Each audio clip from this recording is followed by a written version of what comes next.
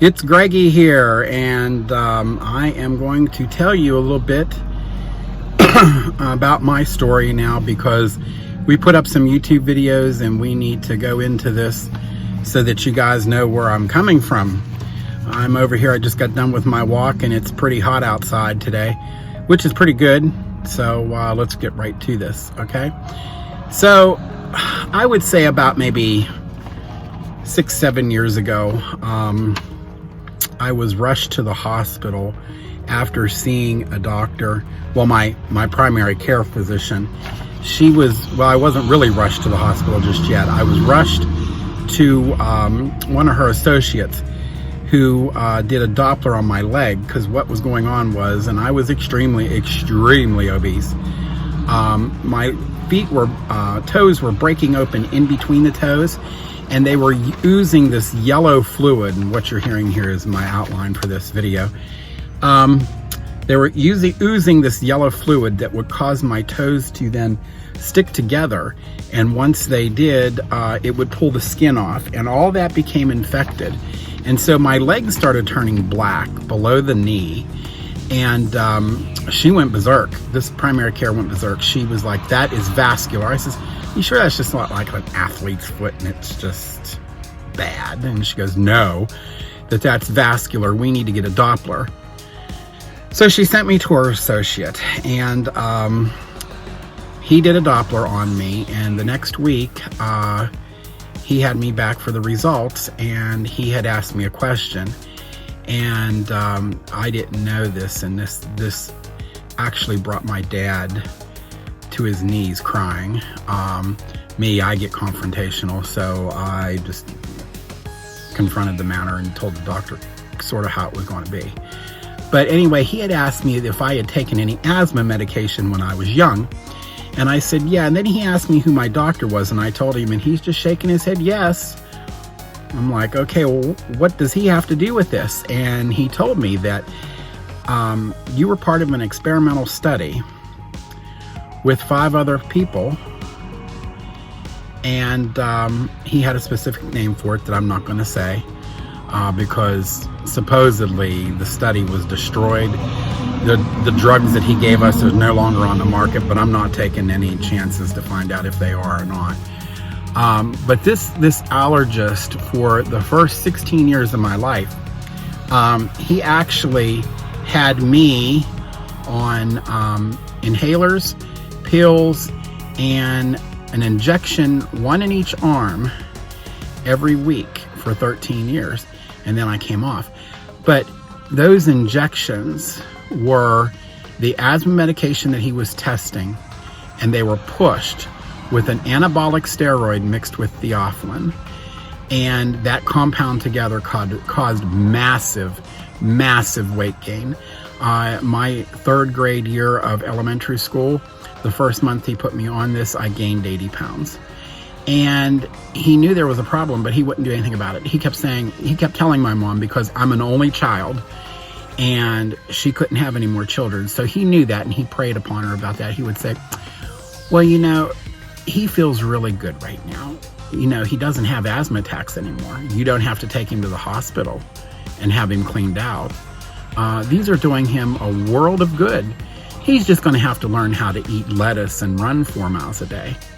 Well, even at that today, you know, you don't tell someone that. But at any rate, fast forward to now, the damage was already done. My weight I started out with was 656 pounds. And it was horrible, and you couldn't move. Your back would go out of place.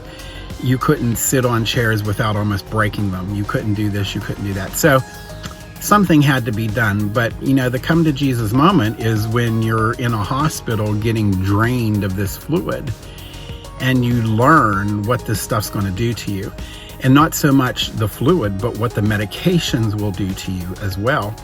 And it's a whole new lifestyle. And so we immediately went to Pittsburgh for a gastric bypass, and come to find out I was rejected for it. One of the problems that this has all caused, taking that overdose of steroids and theophylline and that asthma medication, was called vein collapse. And throughout the years, it just got worse and worse and worse. And meaning that I have veins that are collapsed all throughout my system. Because of that, I collect and hold fluid. And the only way to get rid of it is through very, very, very high-powered diuretics. I was on Lasix. Now I'm giving Bumix. And when we went to the pharmacist to get the first prescription, she grabbed a hold of my hand. She said, "Do not play with this like you did the Lasix." And I'm like, "Why?" So she explained it to me. Bumix is potassium sparing, so you don't take all the potassium chloride out of your heart. At any rate, it comes in 1, 2, and 3 milligram varieties, and it is given as a last resort to get heart failure patients to get fluid off of their chest, or they will die. So that's what was going on with me. So I lost a little bit of weight, felt pretty good, wanted to go back to school. So I went back to West Virginia University, and only because it's like a half hour away from me, and got my degree in accounting. However, there is when the blood clots started happening. As we're going backwards, the vein collapse worsened, and I started having blood clots.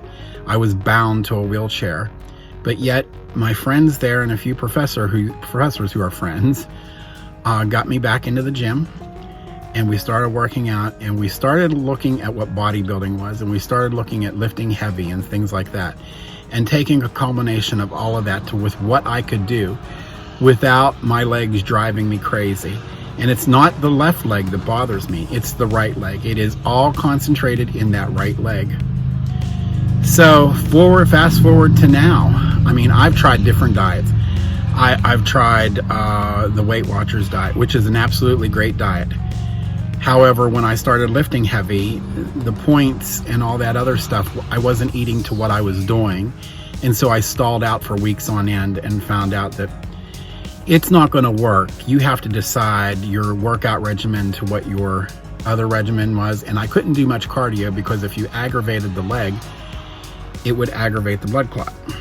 And when you're on blood thinning drugs, that plays into it because you don't want to ramp this up to ramp that up and everything else. And it's crazy. I mean, I had to go to a Coumadin classes to find out how I could eat, and if I ate this, what I had to do here, and if I ate that, what I had to do here, and that kind of thing to make everything balance out. It's crazy. It's an education, and it's an education that you're not going to get from a personal trainer.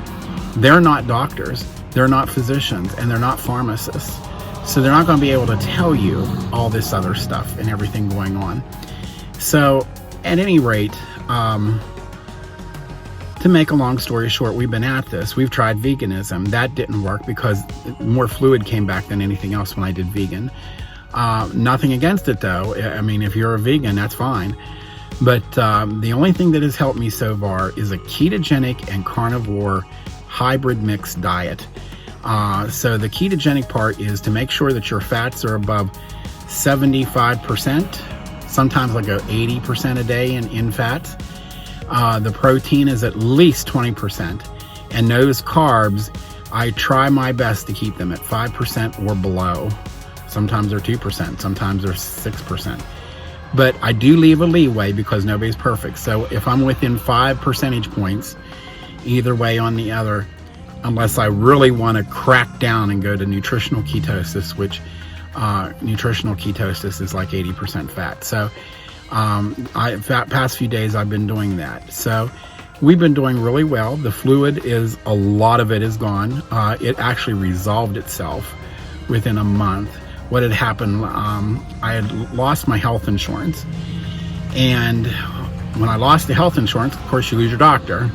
And the doctor who was helping me through all of this, who was really, really good, and he's a bodybuilder himself, I had to resort to the rival hospital. And the rival hospital decided to do what they wanted to do. And that was another lesson that I learned, that, you know, you have to do what's good for you. And if that doctor is just going to do something different because they don't like what someone else did and it's not good for you, then you need another doctor. And so I fought to get my old health insurance back. I did, so I could go see my old doctor, who was flabbergasted. Luckily, I got to him because I was already back in heart failure. My legs were huge and everything, and it took 3 hospital stays in like 2 months to get gallons. And when I say gallons, one hospital stay was like 7 days, and they got 9 gallons of fluid out of me. And it's like the rival hospital just didn't care. Go see another doctor. Go see another doctor. See what he can do for you. That's the treatment I got. So, which I'm not going to name the hospital or anything like that, but the hospital that I am at now, they would bend over backwards for you. And even though I say that, my doctor now tells me, he says, well, Greg, not all doctors are like that. Well, I just happened to run into every single one of them that was. So basically, we lift heavy. We do some cardio. Am I a CrossFitter? No. Do I want to be a CrossFitter? Not really, because that's just a lot of work. And basically my life revolves around doing a lot of bookkeeping. I'm a notary agent for the state of Pennsylvania, and I'm a caregiver for my father right now. So for me to wear myself down and out to the point where I can't function is just not good right now. So that's my story. And the weight loss journey has been educational, but I wouldn't trade it for anything. So this is what this channel is about. My journey, my life. I put some recipes on here. I'll put some other things on here. Will it be all about weight loss and this and that? Probably not. You might gain some great ideas from here, and then you might get some great comedy too. So that's the serious talk today. Hope everybody does well. We've talked more than what the limit allows here, I think. So we're going to get going. Make sure you like, subscribe, and hit the bell button so you can be notified when I pump up there another video. And we'll see you next go round.